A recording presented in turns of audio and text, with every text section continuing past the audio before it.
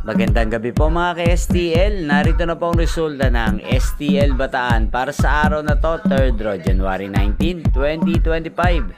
Araw ng linggo, naway ang mga natayan niyo pong mga numero kanina ay manalo nawa ngayong gabing ito, 8 PM.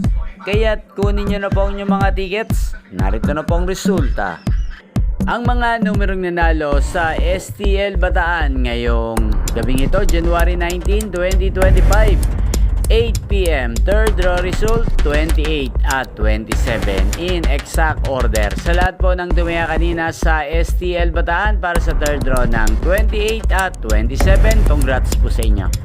At ngayong gabing ito sa STL Bataan, natin pong i-shoutout si Ate Ethel ng Bataan. Shoutout po sa iyo, Ate Ethel.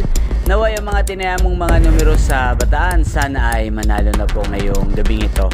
At sana ay nasa mabuti ka rin pong kalagayan. At sa lahat po ng mga taga-Bataan dyan, especially sa aking mga subscribers na walang sawang nanonood sa channel na to, shoutout po sa inyo.